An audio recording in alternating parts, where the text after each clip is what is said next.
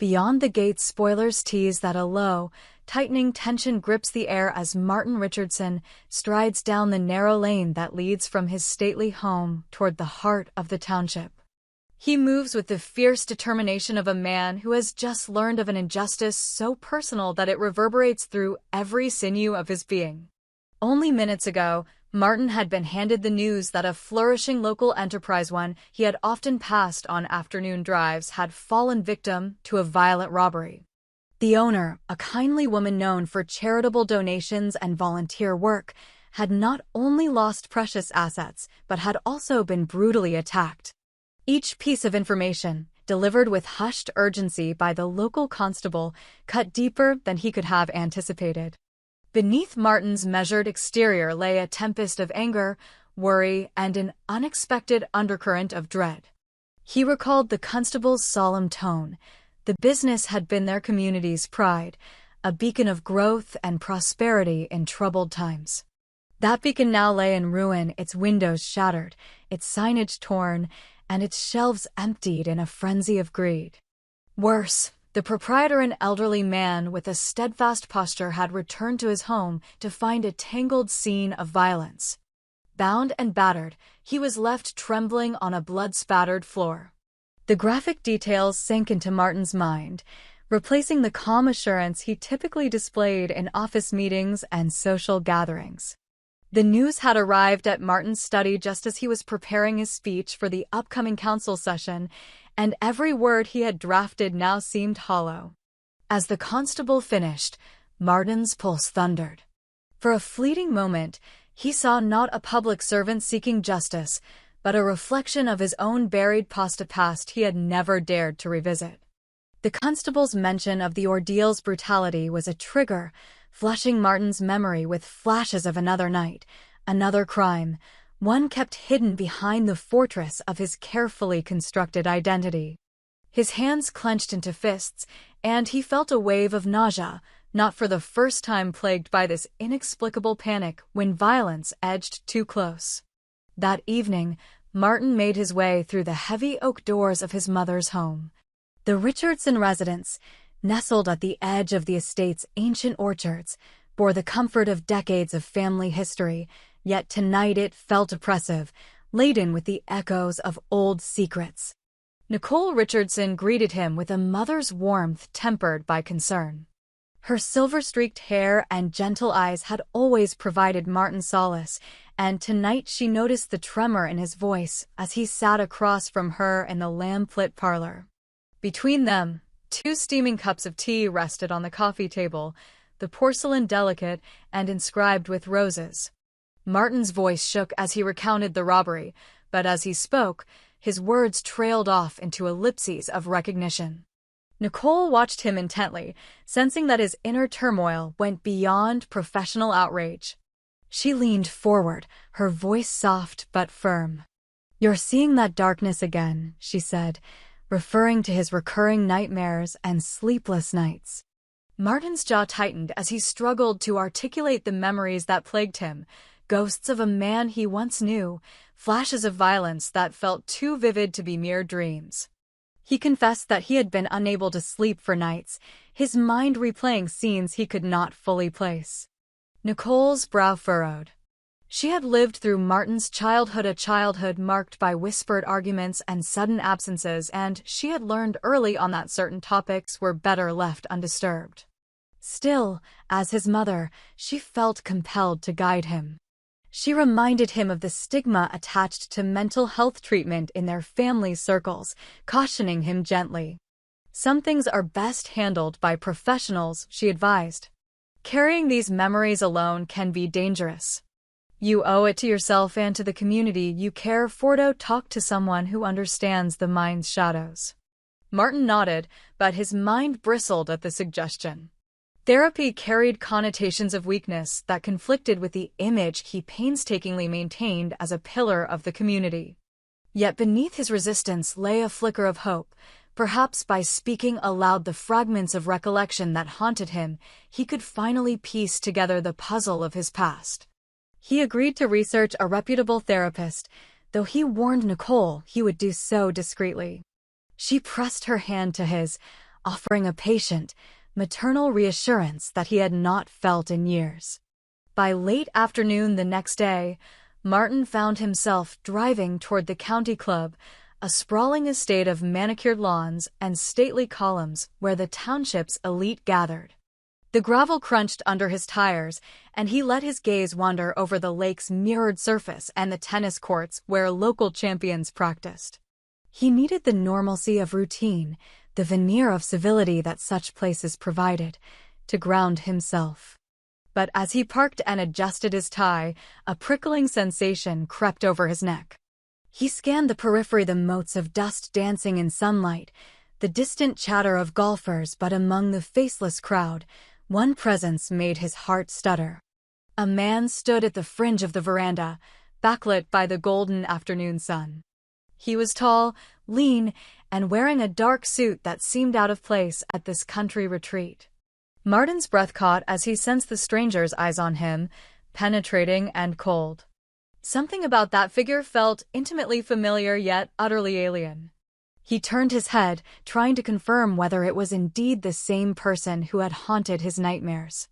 The man melted into the shade of a nearby tree, but Martin's gaze followed him like a hound on a scent.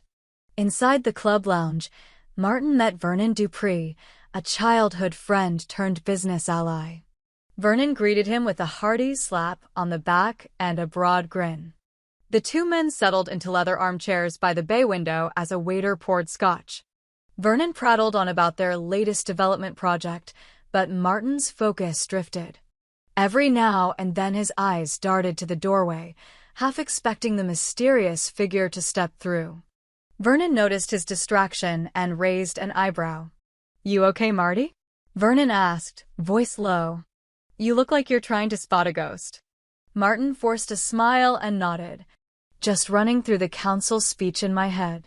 He waved at the glass in his hand as if to dispel Vernon's concern. But beneath the smooth veneer of professionalism, his pulse hammered, each beat a reminder that something was stalking him. Unbeknownst to Martin, Jason Vendries watched from a discreet distance. He had been trailing the two men since the early afternoon, drawn by a compulsion he could not fully explain. Jason's expression was unreadable, a mask of detached curiosity that belied the urgency within him. He studied Martin closely, his posture, the way he held his scotch, the restless flicker in his green eyes. Jason's interest was not random. Martin carried a secret that Jason needed to unearth at all costs. In those few silent moments, Jason calculated his approach, considering the risk of revealing himself against the potential of pushing Martin toward panic. As the sun dipped lower, bathing the lounge in honeyed light, Martin felt an acute need to escape. He drained his glass, stood, and consigned Vernon's eager sales pitch to polite dismissal. He murmured an apology and excused himself, promising to regroup later. Without looking back, he walked toward the terrace doors, determined to clear his head. Outside, the late afternoon breeze chilled him, carrying the faint aroma of night-blooming jasmine. Jason moved closer, closing the distance between them in two fluid strides. Martin sensed the approach too late. A shadow blocked the waning light, and he turned just in time to catch the stranger's face, not a complete stranger after all, but a face etched into the recesses of his memory. Recognition surged like cold water through Martin's veins, and he stumbled back. "Who are you?" Martin demanded, voice rough with barely contained panic. His hand edged toward his jacket pocket, where he habitually carried his phone. The man's lips curved into a thin, humorless smile. "You really don't remember me?" His tone was almost amused, as if Martin's confusion entertained him. Martin's chest tightened. He blinked rapidly, reaching into the swirling haze of his mind for a clue. Flashes erupted. Rain-slicked streets, a shattered window, a man's scream cut short. He shook his head, fighting to clear the fog. "No," he whispered. "I'm sorry. I don't know who you are." Jason's smile faded, replaced by a hardness that made Martin take an involuntary step backward. "We met a long time ago," Jason said. Longer than you think. And you've tried very hard to forget. He tilted his head, as though willing Martin's memories to surface. For a heartbeat, Martin's lips trembled as he fought to resist the onslaught of recollections that threatened to break through. Images of a night cloaked in violence, of choices made in desperation, everything he had buried deep threatened to rise. He closed his eyes, breath coming in sharp, uneven bursts. When he opened them again, Jason was standing closer, his presence overwhelming. Martin's mind reeled. He felt exposed, vulnerable, as if the man held a key to a cell in which Martin himself was imprisoned. The world tilted, and Martin reached out to steady himself against the railing. His heart hammered in such a way that he was certain anyone within earshot could hear it. "Why are you here?" Martin managed, voice hoarse. "What do you want from me?" Jason's gaze softened for a fraction of a second, and Martin clung to that spark of empathy before it vanished. "Clarity," Jason said quietly. "You're on the brink of losing yourself again, Martin. And I can help you if you'll just let me." An electric chill shot through Martin. The word help felt like a trap, a prelude to something darker. Yet beneath the terror lay a desperate need, a need to reclaim his mind, to banish the fragments that haunted his days. He stared at Jason, torn between the instinct to flee and the longing to piece together the truth. Before he could respond, Vernon's voice drifted across the terrace. "Martin? Everything all right?" Vernon appeared at the doorway, concern etched on his face. Jason's head snapped toward him, and for a fleeting moment, Martin saw the calculating gleam in Jason's eyes. The world seemed to pause, the golden light fracture before the storm. Martin drew a ragged breath. He straightened, forcing calm into his stance. He would face this challenge, not run from it. But as he turned to rejoin Vernon, Martin felt the first true understanding of just how deep his past ran and how dangerously close Jason stood to unearthing a secret that could shatter everything he had built. Night would come soon, carrying with it more questions than answers.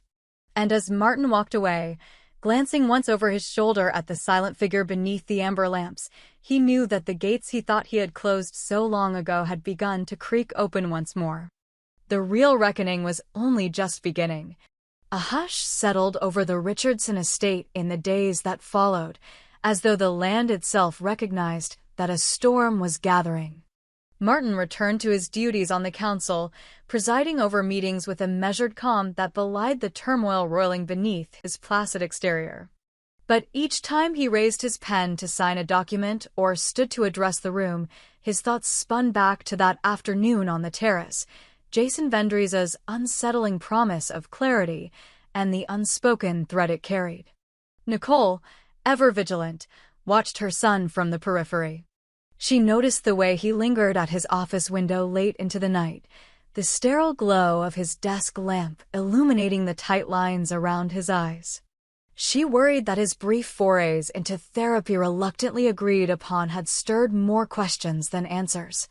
He had confided only fragments, a dream of a man's silhouette framed by broken glass, a sudden flash of a name he could not place. Nicole feared that those memories, once pried loose, would swirl into something uncontrollable. Yet she also understood that Martin had little choice. The alternative denial was a path he could not sustain. Meanwhile, Vernon Dupree sensed a change in Martin's demeanor. Over decade-long friendship and countless boardroom negotiations, Vernon had learned to read Martin's subtle cues, the slight slump of his shoulders, the tense set of his jaw. Vernon offered to accompany Martin on a retreat to clear his heat, and invitation Martin accepted with more eagerness than he cared to admit. They planned a weekend fishing trip to the nearby lake, a routine escape from the pressures of public life. But as Martin packed a duffel bag full of supplies, his fingers trembled at the thought of leaving the safety of his carefully controlled environment. On the morning they were to depart, Jason Vendry's appeared on Martin's doorstep. His arrival was silent save for the soft click of leather shoes against the marble foyer. Martin froze, duffel bag in hand, blood draining from his face at the sight of that gaunt profile. Jason's eyes held steady, unblinking. For a moment, Martin wondered if he'd imagined the encounter in the club lounge, but the memory of that chilling smile confirmed its reality. "I won't be coming," Martin said, voice rigid. He stepped protectively in front of Vernon, who had risen from the entryway bench and looked on with apprehension. Jason inclined his head toward the packed bag. "Your instincts serve you well," he said. "This weekend won't help you." There was no malice in his tone, only a quiet conviction. Martin's pulse thundered as he struggled to respond. He despised the fact that this stranger, this specter from a forgotten past, held such sway over him. Vernon cleared his throat. "Martin, do you know this man?" His gaze flicked from Martin to Jason, uncertainty plain in his features. Martin opened his mouth to speak, then hesitated. Jason's presence left him unsteady, as though the ground had shifted beneath him. Finally, he shook his head. "No," he said, though the word tasted like betrayal. He turned to Vernon and forced a smile. "Let's go. I'll explain later." Vernon gave one last wary look at Jason before following Martin out the door. Once the car pulled away, Martin's composure shattered. He clutched the steering wheel and closed his eyes, the world tilting. Behind them, Jason watched the taillights fade into the distance, then turned and melted into the pre-dawn gloom. The lake cabin was a modest structure of weathered pine, perched on stilts above the placid water. Vernon and Martin arrived to find half the windows thrown open to let in the fresh air. Martin felt momentarily grounded by the scent of cedar and pine needle, the distant cry of a loon echoing across the water. He exhaled, attempting to shed the weight of Jason's intrusion. They set out in the old rowboat, skimming across glassy water that reflected the dawn's soft pastels.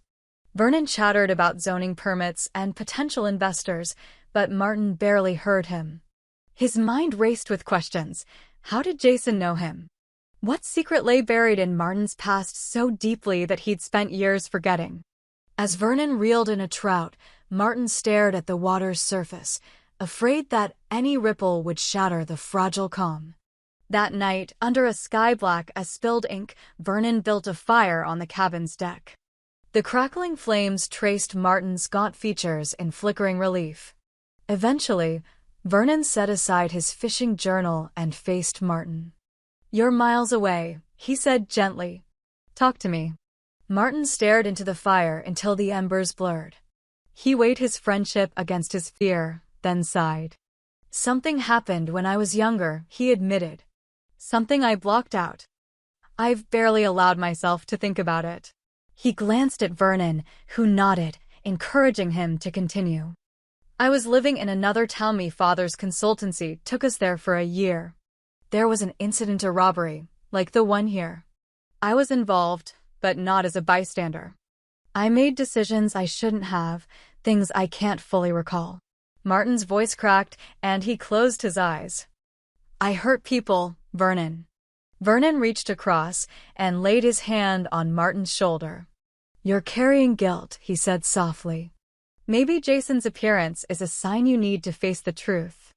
Martin shook his head. "What if the truth destroys me?" "You're already torn apart inside," Vernon countered. "Better to find the pieces and rebuild, than keep living as someone you're ashamed of."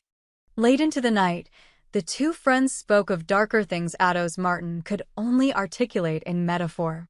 Vernon listened without judgment, offering a steady presence. For the first time in months, Martin felt understood. But even as he unburdened himself, he sensed that the real reckoning waited elsewhere, with Jason Vendries. Back in town on Monday, Martin returned to a storm of emails and phone calls, but he filtered them through the lens of his newfound resolve. He notified Nicole of his step toward therapy and his confession to Vernon, hoping to reassure her that he was taking control. She responded with a quiet, yet radiant pride, her voice over the phone softer than he had heard in years. Still, the specter of Jason lingered. Martin resolved to confront him directly, to force the memories into the light. He traced Jason's appearances to 2 locations, the county club and the morning of the lake departure, but had no phone number, no address. The enigma gnawed at him until he decided on a bold move. He would stake out the club at closing time, when the last members slipped away and the grounds emptied. One evening, as dusk turned cobalt, Martin parked in the distant staff lot and slipped through the side entrance. The club manager greeted him with a puzzled nod, rare for Martin, who rarely visited so late, but he pressed on.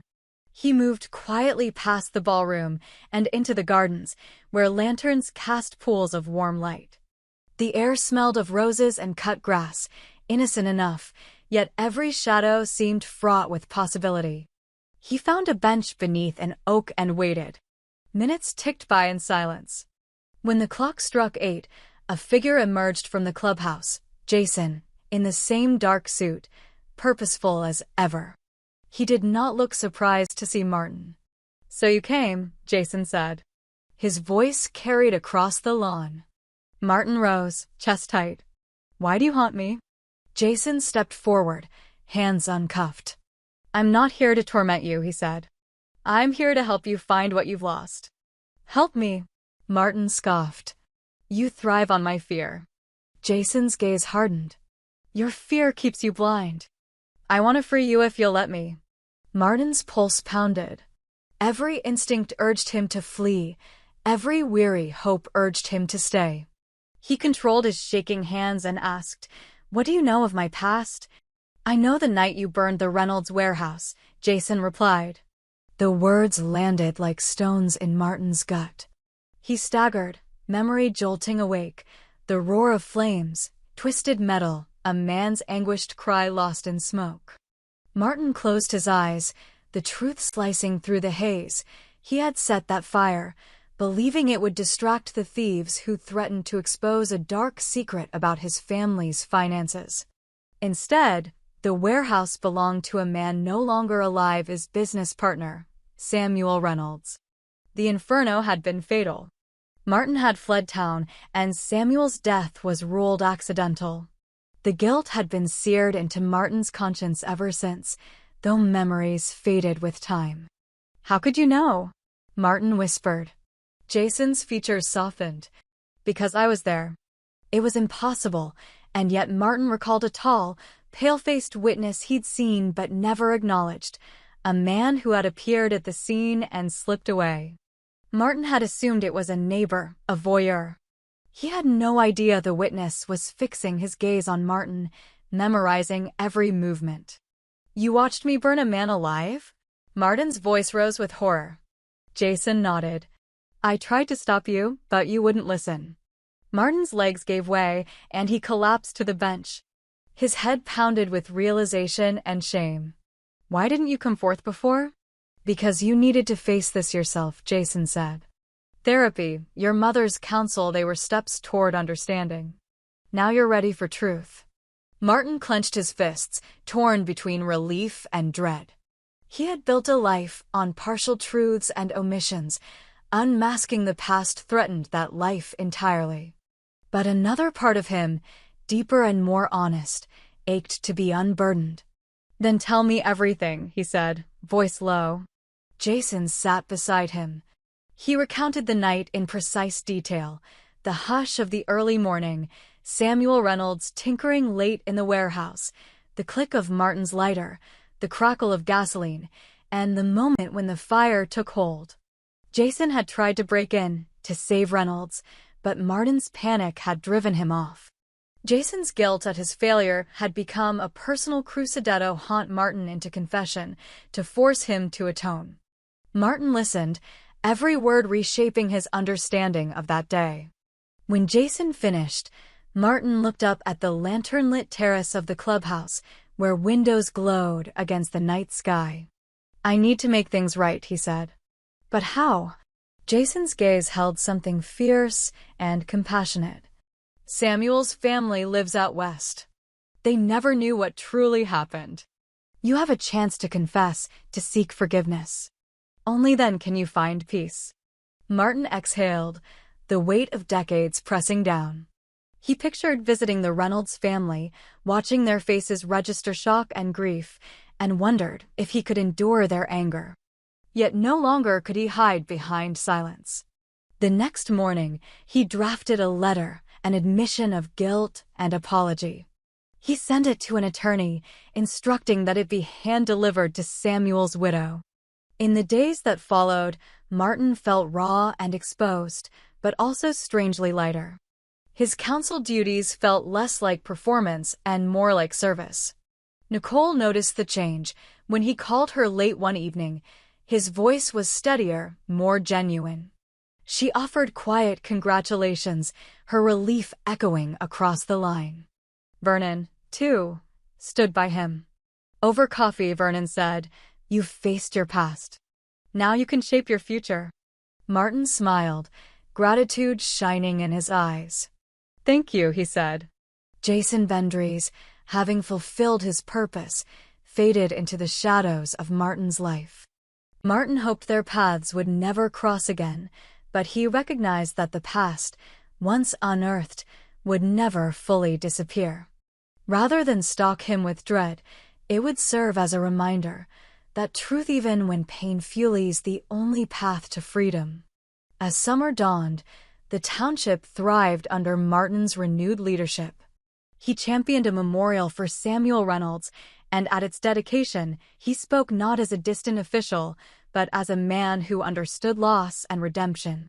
The Reynolds family attended, expressions grave at first, then softened by Martin's heartfelt words. After the ceremony, the widow embraced him, forgiveness and grief mingling in her eyes. In that embrace, Martin found the absolution he had long sought in shadows and nightmares. Nightmares still came occasionally, but now Martin met them without fear.